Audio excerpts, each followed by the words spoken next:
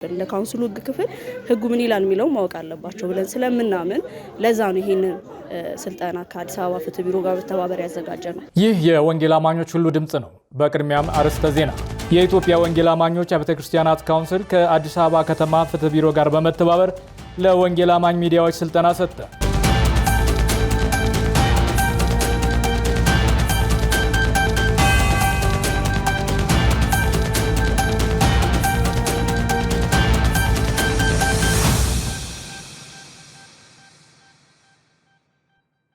ክቡራን ተመልካቾቻችን ከመረጃዎቹ ጋር እኔ ዮናታን ዳዊት ከናንተ ጋር ቆይታ አደርጋለሁ። ወደ ቀዳሚ መረጃ እናልፋለን። የኢትዮጵያ ወንጌል አማኞች አብያተ ክርስቲያናት ካውንስል ከአዲስ አበባ ከተማ ፍትህ ቢሮ ጋር በመተባበር ለወንጌል አማኝ ሚዲያ ባለሙያዎች ስልጠና ሰጠ። ተስፋ ኢየሱስ ፍቃዱ ተጨማሪ አለው። ሰላም ጤና ይስጥልን ተመልካቾቻችን። ነሐሴ 5 2018 ዓ.ም የኢቫንጀሊካል ሚዲያ ኔትወርክ እዚህ ሜክሲኮ በሚገኘው የአዲስ አበባ ከተማ አስተዳደር ፍትህ ቢሮ ተገኝቷል። እዚህም የተገኘንበት ምክንያት የኢትዮጵያ ወንጌላውያን አማኞች አብያተ ክርስቲያናት ካውንስል ከአዲስ አበባ ከተማ አስተዳደር ፍትህ ቢሮ ጋር በመተባበር ለወንጌላዊ ሚዲያ ባለሙያዎች የተዘጋጀ ስልጠና መኖሩን አስመልክቶ ነው። የተካሄደውን የስልጠና መርሃ ግብር እንደሚከተለው ወደ እናንተ የምናደርስ ይሆናል። አብራችሁን ቆዩ። ነሐሴ 5 2018 ዓ.ም የኢትዮጵያ ወንጌል አማኞች አብያተ ክርስቲያናት ካውንስል ከአዲስ አበባ ፍትህ ቢሮ ጋር በመተባበር ለወንጌል አማኝ ሚዲያ ባለሙያዎች ከሚዲያ አጠቃቀምና ተዛማጅ ጉዳዮች ጋር በተገናኘ ስልጠና ሰጥቷል። በስልጠናው መርሃ ግብር ላይ አቶ አሰፋ መብራቴ የአዲስ አበባ ከተማ አስተዳደር ፍትህ ቢሮ ምክትል ኃላፊ፣ ወይዘሮ ብርሃን ደመቀ በአዲስ አበባ ከተማ አስተዳደር ፍትህ ቢሮ የህግ ስርጸትና ምክር መስጠት ኃላፊ፣ ወይዘሪት መንበረ አንድነት የኢትዮጵያ ወንጌል አማኞች አብያተ ክርስቲያናት ካውንስል የህግ ክፍል ኃላፊ፣ የፍትህ ቢሮ አቃቢያን ህጎች እንዲሁም የቲክቶክ የሶሻል ሚዲያና የብሮድካስት ባለሙያዎች ተገኝተዋል። የስልጠና መርሃ ግብሩን የአዲስ አበባ ከተማ አስተዳደር ፍትህ ቢሮ ምክትል ኃላፊ አቶ አሰፋ መብራቴ የእንኳን ደህና መጣችሁ መልእክት በማስተላለፍ ያስጀመሩ ሲሆን የኢትዮጵያ ወንጌል አማኞች አብያተ ክርስቲያናት ካውንስል የህግ ክፍል ኃላፊ ወይዘሪት መንበረ አንድነት በመድረኩ ለውይይት ስለሚቀርቡ አጀንዳዎች ማብራሪያ ሰጥተዋል። ስልጠናውን በአዲስ አበባ ከተማ አስተዳደር ፍትህ ቢሮ የህግ ስርጸትና ምክር መስጠት ዳይሬክቶሬት አካዳሚ አቃቢ ህግ አቶ ሙሴ ባዬ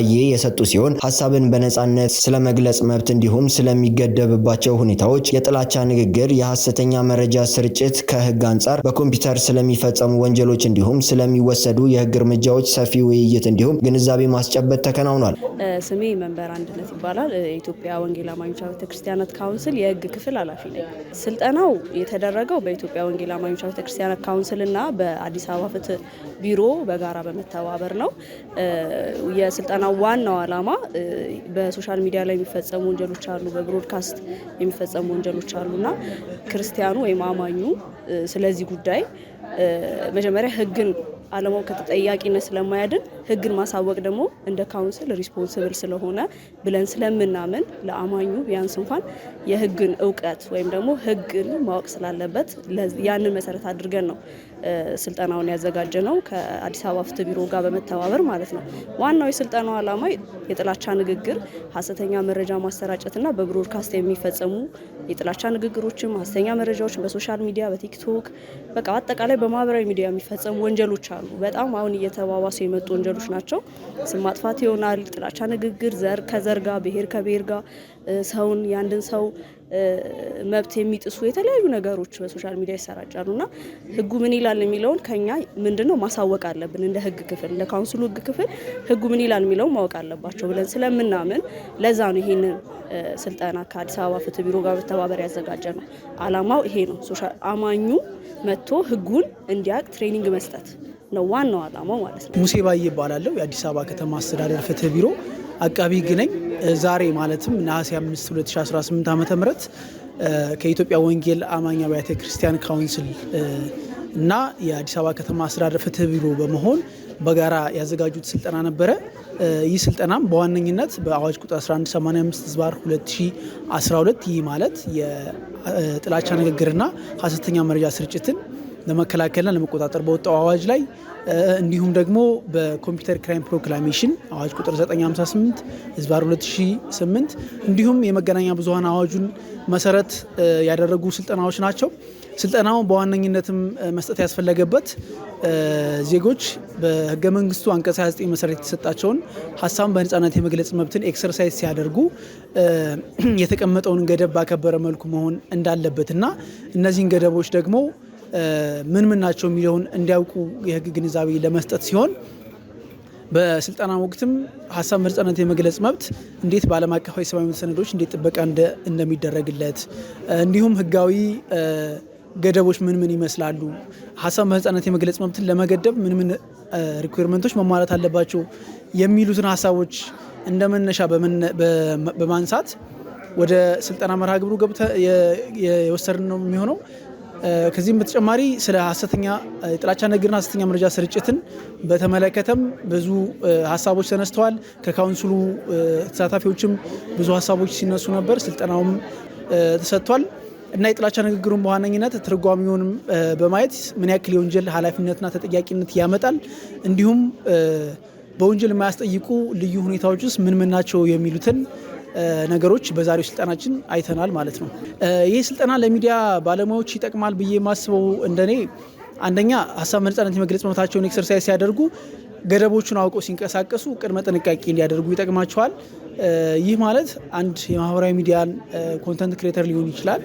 እነዚህ ሰዎች ኮንተንት ክሬት በሚያደርጉበት ጊዜ ህጉን መሰረት አድርገው ጉዳያቸው ላይ እንዲዘጋጁ ያደርጋቸዋል። ይህ ደግሞ ያው በህግን አለማወቅ ከተጠያቂነት ስለማያድን ቀድሞውኑ በህጉ ላይ የተቀመጡ ገደቦቹን ማወቃቸው ወደፊት ስራዎቻቸው ላይ በደንብ ትልቅ አስተዋጽኦ ያደርጉላቸዋል ብዬ አስባለሁ። በስልጠናው ያገኘናቸው ባለሙያዎች ስልጠናው ግንዛቤ እንደፈጠረላቸውና ጠቃሚ እንደሆነ አስተያየታቸውን ሰጥተውናል። ሰብለ በቀለ እባላለሁ። ከአሜን ቲቪ ነው የመጣሁት። እንግዲህ በፍትህና ጸጥታ ቢሮ የተዘጋጀ ከካውንስሉ ጋር የተዘጋጀው ፕሮግራም በተለይ በሚዲያ ላይ ለምንገኝ እንደኛ እንደ አሜን ቲቪ ተቋም እንዲሁም ደግሞ እንደ ሌሎችም በተለያየ ሚዲያ በቴሌቪዥንም በሶሻል ሚዲያም ለሚያገለግሉ ለሚሰሩ ሰዎች የተሰጠው ትሬኒንግ በጣም ወሳኝና አስፈላጊ ነው። በተለይ ደግሞ ከህግ አንጻር ሀሰተኛ መረጃዎችን ማስተላለፍ ምን ያህል ዋጋ እንደሚያስከፍል ምን ያህል እንደሚያስጠይቅ ከዛ ባሻገር ደግሞ የራሳችንን ሃይማኖት አክብረን የሌሎችንም ደግሞ ማክበር እንዳለብን የሚያስረዱ ሀሳቦችን ስንካፈል ነበር ማለት ነው። ይህ ደግሞ በቀጣይነት የሌላውን አክብረን የኛንም ደግሞ አክብረን የወንጌልን ስራ ለመስራት በምናደርገው ሁኔታ የሀገራችንን ፖሊሲ ህግ አውቀን ለምናደርገው እንቅስቃሴ በጣም መሰረታዊ የሆነ ቆይታ ነው ያደረግነው ማለት ነው። እንግዲህ በቀጣይነትም ካውንስሉ እንዲህ አይነት ትሬኒንጎችን ለሚዲያ ባለሙያዎች ማዘጋጀቱ የወንጌል አማኙ ከወንጌል ጎን ለጎን የሀገራዊ ስሜት ተሰምቶት ደግሞ ሀገርን እንዴት መጥቀም አለብን፣ ሌሎችን ከፍቅር የተነሳ አገልግሎት እንዴት መስጠት አለብን የሚል አንደርስታንዲንግ የሚፈጥር ነውና ከልብ እናመሰግናለን። እንደ አሜን ቲቪ ስሜ ተሾመ ሽፈራው እባላለሁ። ከሀሌታ ሚዲያ ዋና አዘጋጅ ነኝ። ያው ዛሬ የታደምነው ሚዲያን በተመለከተ የሀገሪቱ ህግና የዓለም አቀፍ ህግ ምን ይመስላል የሚለው ዲቴል የሆነ ሰፋ ያለ ንግግር ነው። ግን እንደ አንድ ባለሙያ ብዙ ማናቃቸው በተለይ ሚዲያ ላይ ወጥተን የምንሰራ ሰዎች ስለ ሀገር፣ ስለ ቤተሰብ፣ ስለ ጠቅላላ ሁኔታ የሀገሪቱ ህግ ምን እንደሚል ማወቅ የምንችልበት እድል የለም ነበረ። እንግዲህ የወንጌላውያን ቤተክርስቲያን አብያተ ክርስቲያናት ህብረት በመተባበር ያቀረበው ይሄ ትምህርት በጣም ኢምፖርታንት ነው። ተከታታይ የሆኑ ኮርሶች፣ ትምህርቶች ይሰጣሉና ይሄ በአይነቱ ልዩ መጀመሪያ ማብቃት ይቀድማል። ከመውቀስም ከመክሰስም ያ ሰው ምን ያህል እውቀት አለው ስለምንሰራው ሚዲያ ላይ ያሉ ግለሰቦች ስለሚሰሩት ጆርናሊስቶችም ሆነ የፕሮግራም አዘጋጆች ስለሚያቀርቡት ነገር ከህግ አንግል እንዴት እንደሆነ ብዙዎቻችን አናቅም። ያው የስራው ፓሽኑ ብቻ ነው የነበረንና በጣም አሪፍ ቆንጆ ይቀጥል ነው። ተመልካቾቻችን እንግዲህ ስናስቀኛችሁ እንደቆየ ነው የስልጠና መርሃ ግብሩ እንዲህ በመሰለ ፕሮግራም ተጠናቋል። በስልጠና መርሃ ግብሩ ላይ የተለያዩ የሚዲያ ባለሙያዎች በተገኙበት አንኳር የሆኑ ጠቃሚ የሆኑ ወቅታዊ ርዕሰ ጉዳዮች ተነስተዋል። እንዲሁም ደግሞ ለውይይት ቀርበው ጠቃሚ የሆኑ ምላሾች እንዲሁም ደግሞ ጥያቄዎችም ሲዘነዘሩ ቆይተዋል ማለት ነው። ተመልካቾቻችን ለኢቫንጀሊካል ሚዲያ ኔትወርክ ተስፋ ኢየሱስ ፍቃዱ ነበርኩኝ ከአዲስ አበባ ከተማ አስተዳደር ፍትህ ቢሮ። የምስራች ዜና ሰኞ ነሐሴ 4 2018 ዓ.ም በሰሚት 20 ሜትር በፍየል ቤትና በተባበሩት አካባቢ 13 ሰዎች ጌታ ኢየሱስን እንደ ግል አዳኛቸው አድርገው ተቀበሉ። አና ንጉሴ ተጨማሪ አለው። የእግዚአብሔር ልጆች መገለጥ ዓለም አቀፍ ቤተክርስቲያን 5ኛ ዓመት የምስረታ በዓል ምክንያት በማድረግ ከፍቅር ህብረት ለሚኩራ ክፍለ ከተማና ከኢስት አፍሪካ ጎስፔል ሚኒስትሪስ ፎረም ጋር በመተባበር ሰኞ ነሐሴ 4 ቀን 2018 ዓ.ም በአዲስ አበባ በሰሚት ፍየል ቤት በሰሚት 20 ሜትር በተባበሩት አካባቢ ታላቅ የጀማ ወንጌል ስርጭት ተካሂዷል። በዚህም 13 ሰዎች ጌታ ኢየሱስ ክርስቶስን እንደ ግል አዳኛቸው አድርገው የተቀበሉ ሲሆን በብዙ ሺህ የሚቆጠር የአካባቢው ህዝብ የጌታን አዳኝነት ሰምቷል። መረጃውን አገልጋይ ጳውሎስ አባይ አደረሰን። በኢትዮጵያ ሙሉ ወንጌል አማኞች ቤተክርስቲያን የደቡብ ምስራቅ አዲስ አበባና አካባቢው ክልል የልጆች አስተማሪዎች የአንድነትና የበረከት ጊዜ ተካሄደ። ባልደረባችን አና ንጉሴ ተመልክቶታል።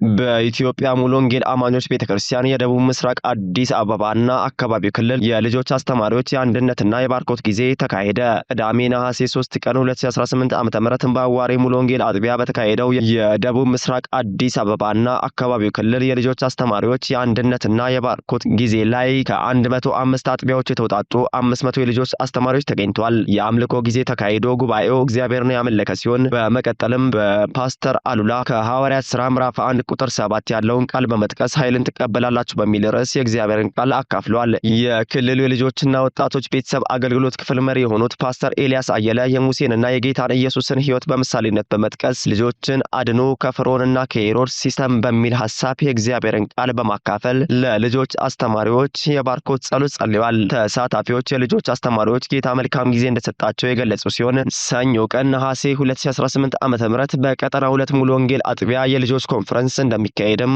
አዘጋጆቹ ገልጿል። በተያያዘ ዜናም በኢትዮጵያ ሙሉ ወንጌል አማኞች ቤተክርስቲያን የደቡብ ምስራቅ አዲስ አበባና አካባቢው ክልል የእህት አገልግሎት ላይ ስልጠና ተሰጠ። ቅዳሜ ነሐሴ 3 ቀን 2018 ዓ.ም በአዋሪ አጥቢያ ስለ ሴቶች አገልግሎትና መሰረታዊ አደረጃጀት ስልጠና ላይ የክልሉ የሴቶች አስተባባሪ ኮሚቴ የተገኙ ሲሆን ስልጠናውን ከቤተ እምነቱ በመጡት የሴቶችና የልጆች አገልግሎት ክፍል መሪ የሆኑት ፓስተር ቤተልሔም ጉሉማ ሰጥቷል። ስልጠናው ትኩረት ያደረገው መጽሐፍ ቅዱሳዊ ሴትነት በተለያየ የእድሜ ደረጃ ውስጥ ያለውን ገጽታ፣ የሴቶች አስተዋጽኦ፣ በኢትዮጵያ ሙሉ ወንጌል ቤተክርስቲያን ታሪክ ውስጥ ያለውን እድገት፣ የሴቶች አገልግሎት አስፈላጊነትና አደረጃጀትን ያካተተ እንደነበረ ተጠቅሷል። ከስልጠናው በኋላ የሴቶች አገልግሎት በክልሉ መዋቅራዊ ሁኔታ አገልግሎቱ ተጠናክሮ እንደሚሰጥ ያገኘነው መረጃ ያመላክታል። መረጃውን ከቤተክርስቲያኒቱ ያገኘነው። ለዛሬ ከያዝንላችሁ መረጃዎች ወደ መጨረሻው ስናልፍ የወንጌል አርበኛ ቄስ ስምዖን ሞቻ የአገልግሎት ዘመናቸውን ፈጽመው አረፉ። በኢትዮጵያ ወንጌላዊት ቤተክርስቲያን መካነ ኢየሱስ በብሔራዊና በሲኖዶስ ደረጃ በተለያዩ ታላላቅ የኃላፊነት ቦታዎች ላይ በቅንነትና በታማኝነት ሲያገለግሉ የቆዩት ታዋቂው የወንጌል አርበኛ ቄስ ስምዖን ሞቻ ማረፋቸው ተገለጸ። የረጅም ዘመን የእግዚአብሔር አገልጋይ የነበሩት ቄስ ስምዖን ሞቻ በቤተክርስቲያኗ መዋቅር ውስጥ ከፍተኛ አሻራ ያሳረፉ ሲሆን ከእነዚህም መካከል የኢትዮጵያ ወንጌላዊት ቤተክርስቲያን መካነ ኢየሱስ ምክትል ፕሬዝዳንት፣ የዋናው ኮሚቴ ስራ አስፈጻሚ ቦርድ አባል፣ የማዕከላዊ ደቡብ ኢትዮጵያ ሲኖዶስ ምክትል ፕሬዝዳንትና የወንጌል ተልእኮ ቲዮሎጂ መምሪያ ዳይሬክተር እንዲሁም የአማሮና አካባቢው ሲኖዶስ የመጀመሪያ ፕሬዝዳንት በመሆን በቁርጠኝነት አገልግለዋል። ቄስ ስምዖን በአማሮ በቡርጅና በበርካታ የደቡብ ኢትዮጵያ አካባቢዎች የእግዚአብሔርን ቃል በስፋት በማስተማርና ወንጌልን በመስበክ የሚታወቁ እውነተኛ የወንጌል ጀግና ነበሩ። እኚህ ታላቅ አባት በጡረታ ዘመናቸውም ቢሆን ለአዲሱ ትውልድ አቅጣጫ በማሳየትና ምክር በመለገስ የአባትነት ኃላፊነታቸውን በታማኝነት ሲወጡ ቆይተዋል። ባደረባቸው ሕመም ምክንያት በሕክምና ሲረዱ የቆዩት ቄስ ስምዖን ሞቻ የአገልግሎት ዘመናቸውን ፈጽመው ወደሚወዱትና በታማኝነት ወዳገለገሉት ጌታቸው መሄዳቸው ተረጋግጧል። የኢቫንጀሊካል ሚዲያ ኔትወርክ ለባለቤታቸውና ለቤተሰቦቻቸው፣ ለወዳጅ ዘመዶቻቸው፣ በዘመናቸው ሁሉ ላገለገሏቸው ቅዱሳን እንዲሁም ለመላው የቤተ ክርስቲያኒቱ ማህበረሰብ ከእግዚአብሔር ዘንድ የሚሆን መጽናናትን ይመኛል። ክቡራን ተመልካቾቻችን ለዛሬ ከመረጥንላችሁ መረጃዎች ጋር እኔ ዮናታን ዳዊት ከእናንተ ጋር ከመላ ስቱዲዮ ባለሙያዎች ጋር በመሆን አብሬ ቆይታ አድርግ ያለሁ። እነዚህ መረጃዎች ያዘጋጅንላችሁ እኔ ዮናታን ዳዊትና ባልደረባዬ ተስፋ ኢየሱስ ፍቃዱ በጋራ በመሆን ነበር። ከቀሪ የኢቫንጀሊካል ሚዲያ ኔትወርክ ፕሮግራሞች ጋር መልካም ቆይታ እንዲሆንላችሁ ከወዲሁ እመኛለሁ።